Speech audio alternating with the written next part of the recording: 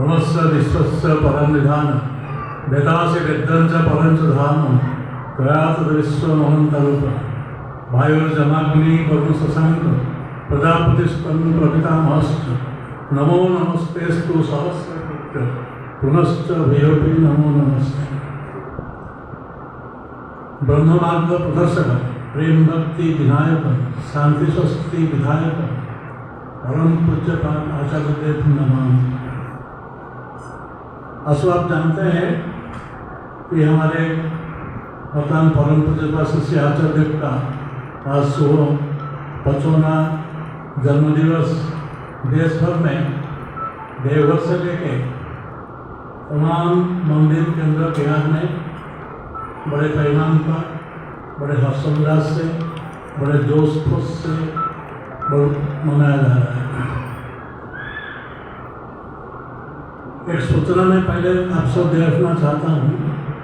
आज ही ये सूचना हमको मिला है देवघर से कि अगले अगस्त 15 तारीख जिस दिन इंडिपेंडेंस डे है और स्वतंत्रता दिवस है, उसी दिन मैं दिल्ली और एनसीआर और पंजाब के जितने सारे पवित्र पांजाधारी कर्मी हैं, प्रतिनिधिक सावृत्तिक पदोज्जु जातक और जितने सारे उपचुनाव केंद्र हैं, ये सारे उपचुनाव केंद्र के जो इंचार्ज हैं उनको वहाँ 14 तारीख तक पहुँचना है। ये परम पूज्यपाद श्री आचार्य देव का निर्देश आज हमको प्राप्त हुआ है। कम से कम 100 से ज़्यादा वहाँ पहुँचना चाहिए, 14 तारीख तक पहुँचना चाहिए। जो उपचुनाव केंद्र है ये उन्हीं का ही कॉन्सेप्ट है। परम पूज्य आचार्य देव का ये मानव संतान है। जब परम पूज्यपाद श्री दादा थे, उनका आशीर्वाद लेके उन्होंने इसको अनाउंस किया। जहाँ तक उपचुनाव केंद्र का सवाल है, तो जो हमारे इष्टप्रति लोग देते हैं, इष्टप्रति सिर्फ उपचुनाव केंद्रों में ही देना पड़ेगा। जो नियरेस्ट उपचुनाव केंद्र है उसका लिस्ट भी हमारे मंदिर में ऑफिस में है, तो इष्टप्रति वहाँ देना है। और जहाँ तक मेंटेनेंस मंदिर का और ठाकुर भोग इत्यादि उसको मंदिर में दे सकते हैं। आज जो अर्घ्य आए हैं इस उत्सव के लिए, उन्होंने ऊपर हमारे अंकल भाई बैठे हैं काउंटर में, वहाँ उनको दे सकते हैं। और आज ये सत्संग को जो स्पॉन्सर के हैं, जहाँ तक हमारे ये भंडारा का सवाल है, तो भंडारा को बसेदारपुर के जो सत्संगी है, खास करके फिरोज साहू इसको स्पॉन्सर किए हैं।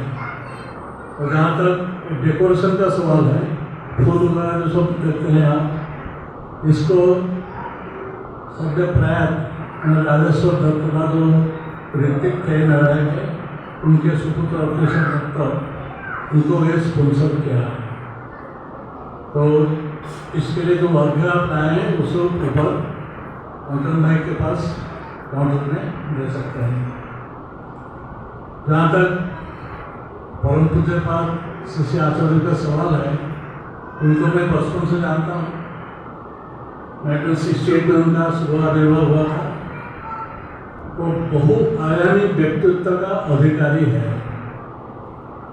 जिसको हम बोलते हैं प्रतिभाशाली, बहुआयामी प्रतिभा का अधिकारी हो। जैसे आप अभी सुने, उन्होंने खुद रचना किए हैं और स्वर संशोधन भी किए हैं। और परम पूज्यपाद श्री दादा के जो पूज्य पितृदेव थे, उनका बहुत सारे गाना को भी वो स्वर संशोधन किए। और इतना ही नहीं, देवघर में प्रतिमान सिंह वगैरह जो सब रचना किए हैं, उसका भी बहुत स्वर संशोधन किए हैं। इससे पता चलता है, इससे पता चले उनका क्या प्रतिभा है। और मैं उनको जानता हूँ, जो सब खेल कूद है, खेल कूद में बहुत पारदर्शी है और अप टू डेट इंफॉर्मेशन रखते हैं।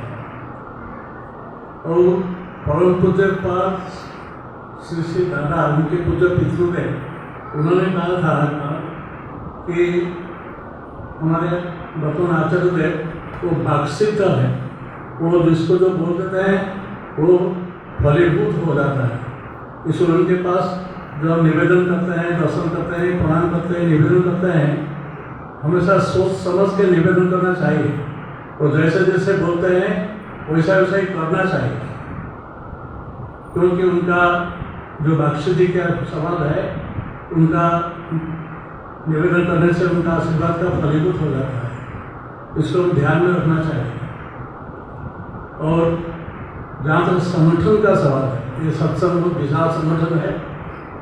बहुत सारे जगह उन्होंने चाहते हैं कि जहाँ से मंदिर नहीं है, केंद्र नहीं है, तो बनाने के लिए, जैसे हमारे नॉर्थ इंडिया में अभी चंडीगढ़ में एक जमीन ली गई है, उसका रजिस्ट्रेशन होने वाला है, देहरादून में होने वाला है और हरिद्वार में भी चल रहा है और भी दूसरे जगह पे भी बहुत सारे जगह में भी चल रहा है।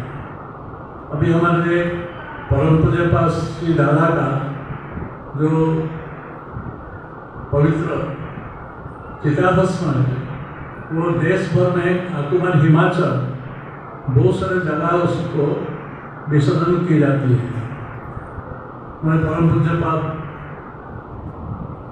विंकीदा, उनके वरिष्ठ भ्राता, उन्होंने इसको यहाँ हमारे उत्तर भारत में आए थे, यहाँ गोमती में किए थे, हरिद्वार में किए थे, प्रयागराज में किए थे, यहाँ पाटना में हुआ था और अभी आने वाले दिनों में भी सिंधु में होने वाला, लेह लद्दाख में भी होने वाला है।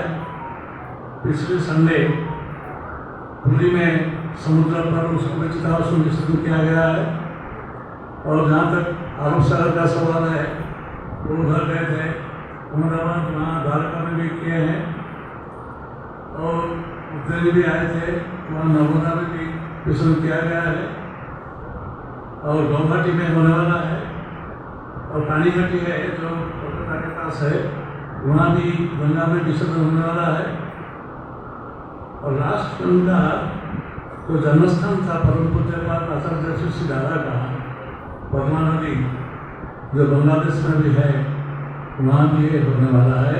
तो सारे जगह में बहुत सुचारू रूप से ये संपन्न हो रहा है। इसलिए आज देवघर में ये मनाया जा रहा है उनका ये शुभ जन्म दिवस। जहाँ तक हमारे पास प्राप्त संवाद है, बहुत सारे लोग उस पर आए हैं, लेकिन देवघर का गेस्ट हाउस सबके लिए खोला नहीं है। बहुत सारे लोग होटल बुकिंग किए हैं और इधर उधर रहते हैं। जहाँ तक आनंदविहार का सवाल है, आनंदविहार खोला है। आनंदविहार में आज बहुत सुस्वादु व्यंजन हुआ था, जैसे हमारे स्कूल में बताया कि सबको अन्न था, दाल था, मिक्स वेजिटेबल था, उसके साथ आम का चटनी था और पायस तो था ही और कुछ मिठाई भी था, पापड़ था। वैसे बात आंदोलन में सबको खिलाया जा रहा है। और जहाँ तक आचार्य का दर्शन का सवाल है, उन्होंने इन दिनों ठाकुरबाड़ी में दिन में 3 बार आते हैं। सुबह प्रार्थना समय आते हैं, 1 घंटा बैठते हैं, उसके बाद फिर 9 बजे जब नाम ध्यान होता है उस समय आते हैं, उसके बाद फिर 1 घंटा वहाँ बैठते हैं। उसके बाद फिर शाम को जब प्रार्थना में आते हैं, उसके बाद फिर कुछ समय बैठते हैं। और जो नाटमंडप है जहाँ परम पूज्य पास बैठते थे, वहाँ बैठते थे, वहाँ बैठते हैं। सुबह 9-10 बजे से 12 बजे तक बैठते हैं और शाम को रात 10-10:30 बजे तक बैठ जाते हैं प्रार्थना के बाद। इस तरीके से उनका दर्शन प्रदान होता है। मेन गेट का भी थोड़ा नहीं है, तो आंदोलन का गेट के अंदर से जाते हैं। जब प्रार्थना होता है सुबह शाम, जब आचार्य वहाँ बैठते हैं उसी समय गेट खुला रहता है और सब ठाकुरबाड़ी के अंदर जाके प्रार्थना करते हैं, प्रणाम करते हैं, दर्शन करते हैं, निवेदन करते हैं, वर्षा करते हैं। ऐसा ही वहाँ का रूटीन अभी चल रहा है। तो जहाँ तक परम पूज्य पाप श्री आचार्य की सवाल है, उन्होंने जब से मंदिर सत्संग में बहुत दिनों से एक्टिव है और उनके प्रेरणा से, उनके बातों में इतना प्रेरणा है, इतना जोश है। और हम देखते हैं देश विदेश में बहुत सारे यंग शिक्षक, छात्र, डॉक्टर्स, इंजीनियर्स, आर्टिस्ट और कुछ राजनेताओं उसमें बहुत भारी संख्या में जोड़ देते हैं। ज़्यादा से ज़्यादा युवाओं को वो बहुत अनुप्रेरित करते हैं और उन्होंने कट्टरपंथी है। जहाँ तक विधान का सवाल है, विधान को एकदम अनकम्प्रोमाइजिंगली उन्होंने पालन करने के लिए चाहा।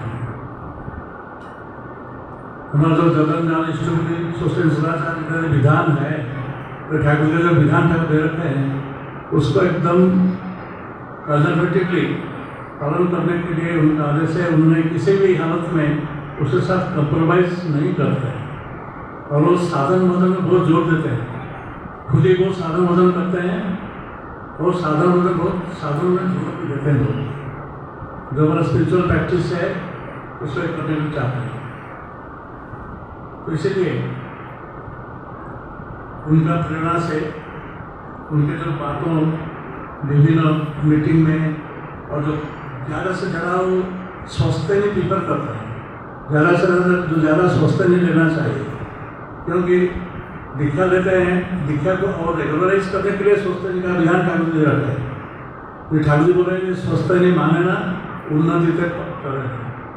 मनुष्य का उन्नति तब तक नहीं होता है जब तक वो स्वस्थ नहीं पालन नहीं करता। दीक्षा लेने के 1 साल के अंदर कम से कम खुद स्वेच्छापूर्वक स्वस्थ लेना चाहिए। दीक्षा को और जो से रीइंफोर्स करने के लिए, रेगुलराइज करने के लिए ये स्वस्थ विधान जो ठाकुर दे रखे हैं इसको उनको लेना चाहिए। और उन्होंने कुछ साल पहले बहुत सारे जगह जाके स्वस्थ नहीं देते थे। यहाँ दिल्ली में भी कुछ स्वस्थ नहीं देकर उन्होंने दीक्षा तो देते थे। 2016 साल में उन्होंने ऑल ओवर इंडिया जो परिक्रमा किए हैं उसमें कोई 4,70,000 दीक्षा उन्होंने दिया। लेकिन दीक्षा के साथ साथ स्वस्थ के ऊपर उन्होंने बहुत जोर देते हैं। इसीलिए ये जो उपदान केंद्र को और रेगुलराइज करने के लिए बहुत सारे उपदान केंद्र देखा जाता है। जैसे कोरोना के टाइम में बहुत सारे जगह में लोग इष्टवृत्ति को डिस्कंटिन्यू कर दिया और इष्टवृत्ति के विस्तार उसको कर देते हैं। ऐसा बिल्कुल नहीं होना चाहिए। ये परम प्रेम श्री ठाकुर जी का विधान है। तो इसको रेगुलाइज करने के लिए जब उपदान केंद्र डायरेक्ट किए हैं, उपदान केंद्र को एक्टिव करने के लिए और सक्रिय करने के लिए और कारगर करने के लिए उन्होंने बुलाया है। और इंडिया के विभिन्न स्टेट्स में विभिन्न दिन फिक्सअप किया गया है। जहाँ तक हमारा दिल्ली का सवाल है, दिल्ली और NCR और जहाँ तक पंजाब भी है, ये सारे जितने सारे उपदान केंद्र है, सारे उपदान केंद्र के सारे इंचार्ज तो 15 तारीख अगस्त तो छुट्टी का दिन है, 14 तारीख को वहाँ पहुँचना चाहिए। और उसके साथ साथ ये सब 11 स्टेट्स का सब प्रतिनिधिक, सब प्रतिनिधिक अध्यक्ष जाजक सब भी वहाँ भर संख्या में पहुँचना चाहिए। उनका सानिध्य लाभ करना चाहिए, उनका उपदेश सुनना चाहिए और वो जैसे बोलते हैं उससे सेवन करना चाहिए। आज की दुनिया में हमारे मानव समाज के लिए जो खतरा है, चारों तरफ जो खतरा है बना है, इससे हमको रक्षा करने के लिए एकमात्र परमदास ठाकुर जी के विधान के सिवाय और कोई अल्टरनेटिव नहीं है। तो ठाकुर जी 1942 में दूसरे विश्व युद्ध के दौरान ठाकुर जी कहा है ऐसा दिन आने वाला है लोगों को और मार्ग ढूंढते हुए मार्ग नहीं मिलेगा। महामानव का यही अवदान के लिए वो खुशी छोड़ते रहेंगे। यहाँ तक ठाकुर ने कहा है। और भी ठाकुर को विश्व युद्ध के दौरान इस बात भी ठाकुर जी कहा था कि ये जो लड़ाई हो रहा है, इसमें जो लोकक्षय हो रहा है, ये कुछ भी नहीं है। ऐसा तबाही, ऐसा सर्वनाश आने वाला है जिसमें मानव समाज का जो वजूद, मनुष्य का जो एग्जिस्टेंस, मनुष्य का जो अस्तित्व, वो भी खतरा में पड़ जाएगा, रहेगा कि नहीं संबंध नहीं। लेकिन उसके साथ साथ फिर ठाकुर जी ये आशा की बात भी ठाकुर जी सुनाए हैं। 1949 में ठाकुर जी बोल रहे हैं कि जो सत्संग आंदोलन में चालू किया हूँ, ये सत्संग आंदोलन को कोई रोक नहीं पाएगा। मैं अनुकूल चलूंगा, कर कोशिश करूंगा इसको रोकने के लिए, मैं इसको रोक नहीं पाऊंगा। ये परम पिता का अवदान है, ये जगन्नाथ का रथ जैसा है, ऐसा रथ है। रथ है तो 52 दुष्ट का जन्म नवी दिख करे जैसा कहा है। और आगे चल के ये सत्संग समग्र विश्व का रेस्क्यू ऑफ द वर्ल्ड होगा। ये ठाकुर जी की भाषा है, सत्संग with the rescue of the world. तो जो सत्संग में हम यहाँ ज्वाइन किए हैं, ये सत्संग में ये हमारा जन्मांतर का सौभाग्य है। ये परम दयाल परम पूज्य ठाकुर जी का शरण में आश्रय लेने दीक्षा के माध्यम से हम उनका शरण में आए हैं।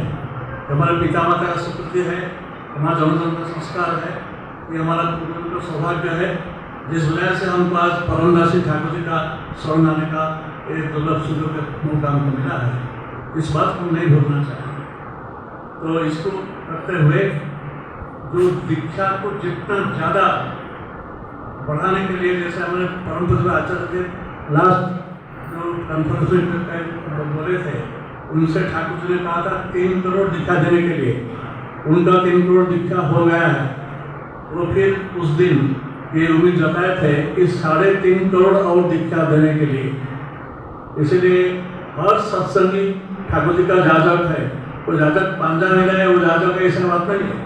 हम स्वतंत्र स्टूडेंट जो कहते हैं जाजन करने को, हम डेली हम विधान में है जाजन करना।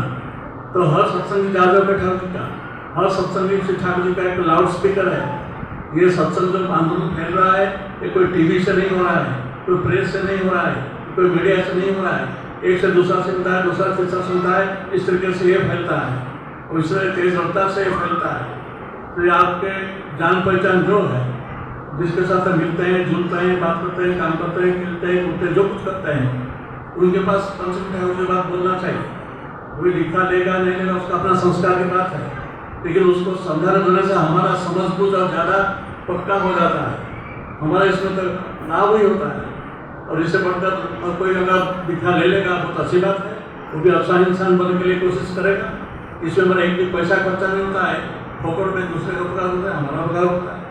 तो ये जो विधान ठाकुर जी रखे हैं, एक अनूठा विधान है।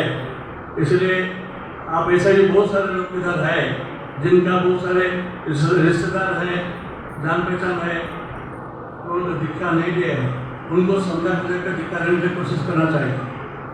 ये दीक्षा दिवस तो बंद था, जो पाटन दीक्षा दिवस हमारे परम पूज्य आचार्य स्टार्ट किए थे, वो तो एक दिन तो बंद था, फिर भी उसको चालू हो जाएगा। लेकिन नियमित रूप से दीक्षा होना चाहिए, रीति को फुर्सत नहीं देना चाहिए। दीक्षा को बढ़ाना, संस्कृति बढ़ाना और ठाकुर जी का विधान को मान कर चलना और अपने जान पहचान जो है उन सबके साथ ठाकुर जी की बात करना, ये हमारा विधान है। ये हमारे परम पूज्य से आचार्य यही चाहते हैं। अगर उनको हम खुश करना चाहते हैं, उनको खुश करना ही हमारे जीवन का उद्देश्य है। उससे ही हमारा सारे समस्या समाधान होता है। और जो बोल देते हैं उसको मकसद सा पालन करना है। इसे करने से ही हमारा अपना मंगल है और दूसरे का भी मंगल है। तो इन शब्दों से हम सत्संग को विराम देंगे। इसके बाद हमारे यहाँ भी आंदोलन का भंडारा का इंतजाम है। आज वीकडेज है, लोग सब देर से भी आ रहे हैं, तो देर तो होता है कुछ, तो आप वहाँ जाके आंदोलन प्रसाद लेकर जाएंगे।